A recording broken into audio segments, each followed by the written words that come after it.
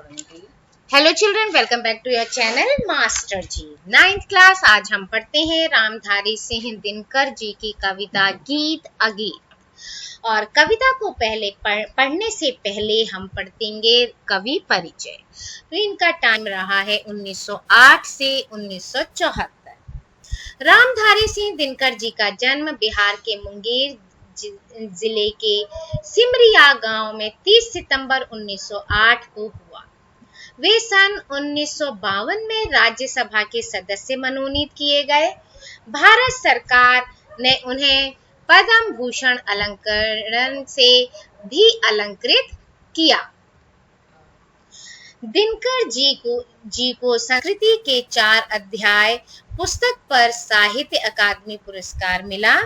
अपनी काव्य कृति उर्वशी के लिए इन्हें ज्ञानपीठ पुरस्कार से सम्मानित किया गया। दिनकर जी की प्रमुख कृतियां हैं यानी कि रचनाएं हैं हुंकार, कुरुक्षेत्र, रश्मिरथी, परशुराम की प्रतीक्षा, उर्वशी और संस्कृति के 4 अध्याय। दिनकर जी ओज के कवि माने जाते हैं। इनकी भाषा अत्यंत प्रवाहपूर्ण, ओजस्वी और सरल है। दिनकर की सबसे बड़ी विशेषता है अपने देश और युग के सत्य के प्रति सजगता। दिनकर में विचार और संवेदना का सुंदर समन्वय दिखाई देता है। इनकी कुछ कृतियों में प्रेम और सौंदर्य का भी चित्रण है। और जो ये प्रस्तुत कविता गीत अगीत है, इसमें भी प्रकृति के सौंदर्य के अतिरिक्त जीव जंतुओं के ममत्व, मानवीय राग और प्रेम भाव का भी सजीव चित्रण है।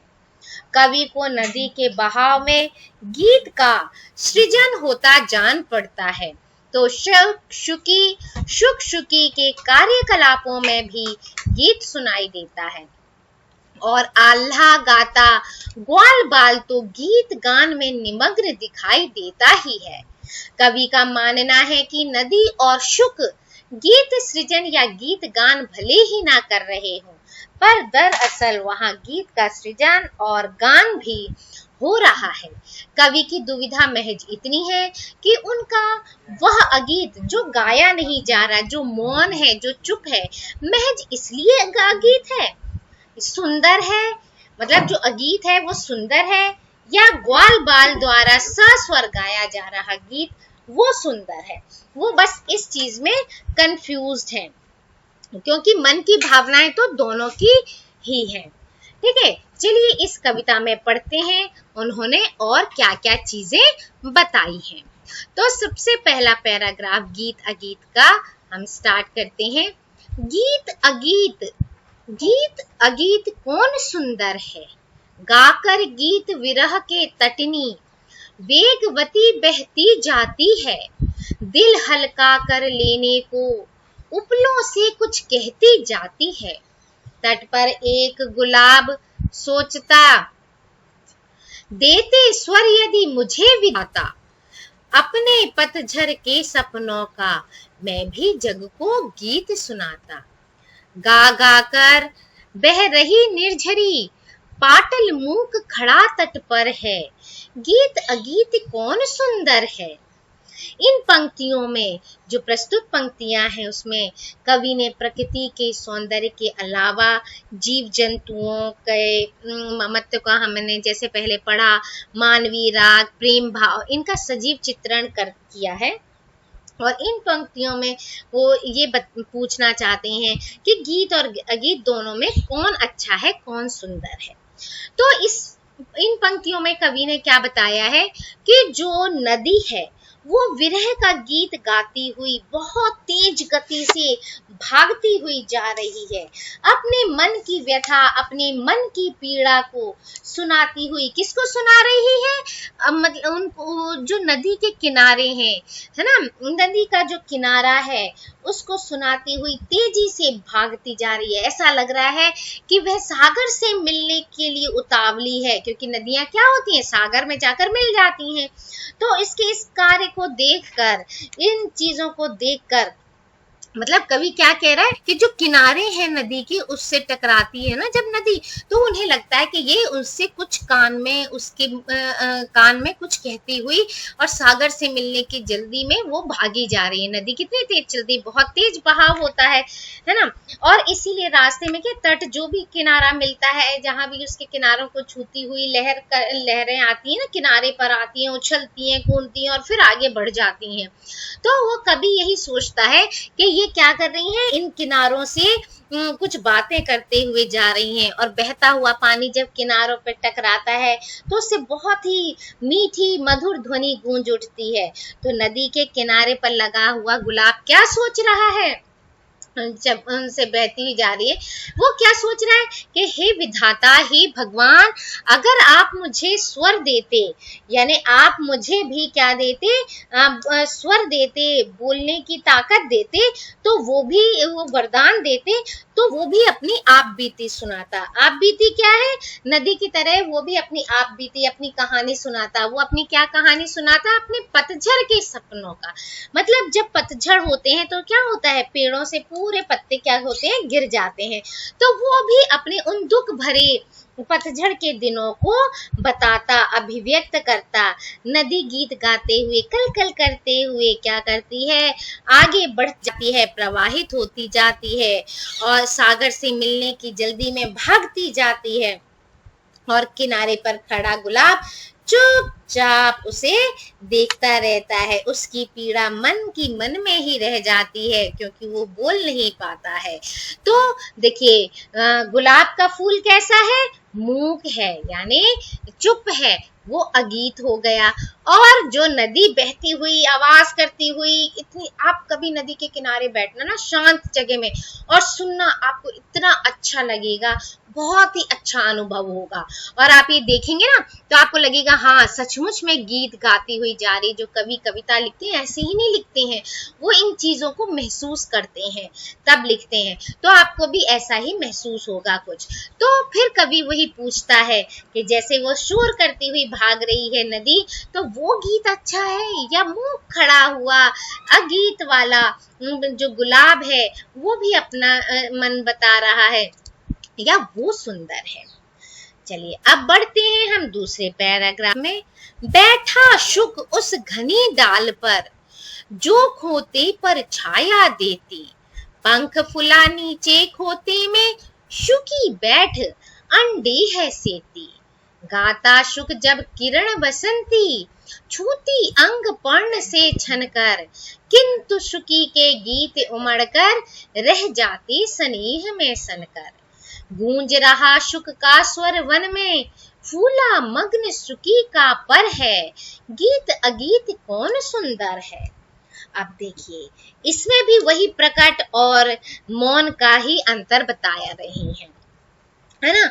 तोता और तोती के लेकर, मतलब शुक और शुकी क्या होते हैं, शुक माने तोता और शुकी माने मादा तोता, जिसको तोती भी कह सकते हैं हम, है ना। तो अब तोता और तोते का व्यवहार, तोती के व्यवहार के बारे में बताया गया है कैसे है। अब वृक्ष पर क्या होता है, इनका घोंसला होता है और ये घोंसला कहाँ बनाते हैं, जहाँ पेड़ की छाया, घने पत्तों की छाया के नीचे बनाते हैं। तो उस घोंसले में तोता तोती दोनों बैठे हुए हैं, शुक और शुकी दोनों बैठे हुए हैं। शुक तो मजे से आराम कर रहा है ना, मस्त बैठा हुआ है।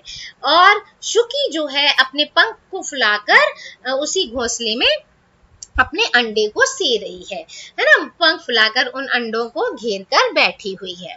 अब शुक के ऊपर क्या होता है, सूरज की बहुत पतली सी किरण उन पत्तों में से झांकती निकलती हुई क्या करती है, छन कर उसके ऊपर आती है और उसके ऊपर पड़ती है। तो वो इतना खुश हो जाता है, बहुत खुश हो जाता है, और खुश होकर वो क्या करता है, गाने लगता है, मतलब आवाज करने लगता है, चिल्लाने लगता है, टें करता है।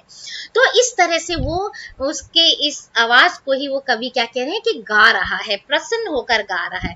और उधर शुकी भी गाना चाहती है, लेकिन वो उठकर ऐसे गा नहीं सकती। क्यों? क्योंकि वो अपने अंडों को से रही है। वो मन ही मन क्या हो रही है, प्रेम में, उत्साह में, वात्सल्य में डूबी हुई है कि क्योंकि भाई बच्चे होंगे, बच्चों की खुशी से ज्यादा माँ के लिए कुछ नहीं होता है। तो वे अपने बच्चों के स्नेह में डूबी डूबी उन गीतों को अंदर ही अंदर मन में अनुभव कर रही है और खुश हो रही है बैठी बैठी वहां पर।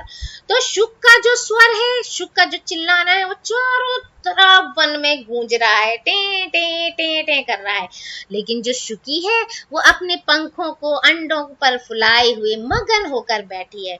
दोनों ही सुंदर हैं, दोनों का प्यार भी सुंदर है, लेकिन शुक का जो स्नेह है वो क्या है, मुखर है, बाहर की तरफ है। सबकी आदतें अलग अलग होती है ना, कोई अपनी चीजें बहुत जोर जोर से चिल्ला चिल्ला के खुशी दिखाता है, और बहुत से ऐसे होते हैं बस मुस्कुरा देते कि हाँ खुश हैं, अंदर से बहुत खुश हैं, बहुत अच्छा है। तो हर किसी का कहने का, खुश होने का, हर चीज का अलग अलग तरीका होता है। ऐसे ही उसका भी, शुकी का मौन है, एक का स्वर गीत कहला रहा है और दूसरे का मौन जो है वो अगीत कहलाता है। अब बताइए इन दोनों में से कौन सुंदर है?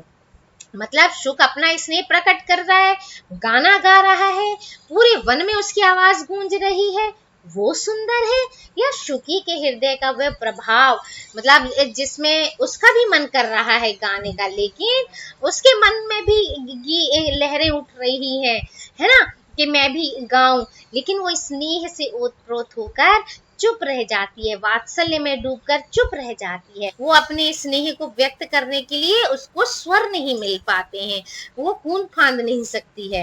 तो शुक का गीत सुनकर शुकी के पंख भी खुशी से फूल जाते हैं और वो बहुत प्रसन्न हो जाती है। तो प्रेम और गीत अगीत दोनों ही क्या है, सुंदर है। किसका सुंदर है? चाहे उसमें चाहे तुम वो मुखर करके हो, प्रकट हो, और चाहे मौन हो, लेकिन है तो दोनों ही सुंदर।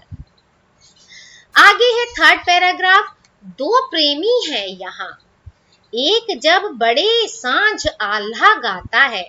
आल्हा ऐसा गीत होता है बेटा जो मतलब वीरता का गीत होता है। आल्हा जो होता है वो वीरता का गीत होता है, वीर रस से ओतप्रोत होता है ये लोकगीत, और ये ज्यादातर बुंदेलखंड खंड के क्षेत्र में पाया जाता है। मतलब वहां के लोग ज्यादा इस तरह के गीतों को गाते हैं। ठीक है, तो दो प्रेमी हैं यहाँ, एक जब बड़े सांझ आल्हा गाता है। पहला स्वर उसकी राधा को, राधा यहाँ मतलब प्रेमिका है, प्रेमिका को माना गया, राधा को घर से यहाँ खींच लाता है। चोरी चोरी खड़ी नीम की छाया में छिपकर सुनती है, हुई न क्यों मैं कड़ी गीत की विधना यूं मन में गुनती है। वह गाता पर किसी वेग में, फूल रहा इसका अंतर है, गीत अगीत कौन सुंदर है। ठीक है, अब इन पंक्तियों में देखते हैं हम। इन पंक्तियों में कवि कहता है कि जो दो प्रेमी हैं वो उनके प्रेम का भी अंतर देखो, उनके प्रेम का भी डिफरेंस देखो। एक प्रेमी सांझ होते ही आल्हा गीत गाने लगता है, जैसे ही उसके मुंह से आल्हा का पहला स्वर निकलता है वैसे ही उसकी जो राधा है, उसकी जो प्रेमिका है, वो सुनकर उसकी ओर खींची चली आती है, भागी चली आती है, और वो एक नीम की पेड़ की छाया में छिपकर उसका वो गाना सुनती है, गुनगुनाती है, गीत पर मुग्ध हो जाती है ना, उसकी खो जाती है और सोचती है कि हे विधाता, हे भगवान, मैं इस मधुर गीत की पंक्ति क्यों नहीं बन पाई, इस गीत की कड़ी क्यों नहीं बन पाई, मतलब आगे उसमें कड़ियां क्यों नहीं जोड़ पाई। वो गा रहा है तो मैं भी गाऊं उसके आगे की, काश मैं इसके मधुर गीत में खो जाती। देखो, प्रेमी गाता है और उसके गान को सुनकर उसकी प्रेमिका का हृदय क्या होता है, मन नाच उठता है ना। एक का प्रेम कैसा हुआ, प्रकट है, और दूसरे का प्रेम कैसा हुआ, मौन है। एक का गाया जाने वाला गीत कैसा है, वो गीत है, और दूसरे का मौन जो है वो क्या हो गया, वो अगीत है। तो बताओ इन दोनों में कौन सुंदर है। मतलब गीत अगीत में क्या है, थोड़ा सा ही डिफरेंस होता है। मतलब मन के भाव को हम प्रकट करने के लिए अगर गीत बनता है, शब्दों में पिरोया जाता है ना, वो तो हो गया गीत। और जो मन ही मन में हम गुनगुनाते हैं, बाहर किसी को नहीं बता पा रहे, प्रकट नहीं कर पा रहे हैं, वो हो गया अगीत। अगीत जो होता है प्रकट में कोई अस्तित्व नहीं है, लेकिन फिर भी जरूरी है, मतलब मन ही मन हम खुश हो लें, है ना। गीत अगीत का संबंध मन में उठने वाले भावों से होता है बेटा। जब हृदय के भाव को स्वर मिल जाता है तो वो गीत बन जाता है, और उन भावों को जब स्वर नहीं मिलता है तो वो अगीत बन जाते हैं, है ना। तो गीत अगीत क्या हो गया, यही हो गया कि अपने भाव या विचार को हम स्वर के माध्यम से अगर बोल पा रहे हैं, अभिव्यक्त कर पा रहे हैं, तो वो गीत है। लेकिन इसके साथ ही अगर हम स्वर को मतलब अभिव्यक्त नहीं कर पा रहे हैं, अंदर ही अंदर कुछ हम गुनगुना रहे हैं, मन ही मन में अपने भाव को रख रहे हैं, तो वो क्या है, वो अगीत है। लेकिन दोनों ही सुंदर होते हैं, है ना। दोनों में ही मन क्या होता है, उमड़ घुमड़ कर रह जाता है, नाचता है मन, ठीक है। कोई जोर से चिल्लाकर बता देता है और कोई अपने मन में ही रख लेता है। तो इस तरह से इस वीडियो में इतना ही। Thank you. Like, share and subscribe my channel master ji.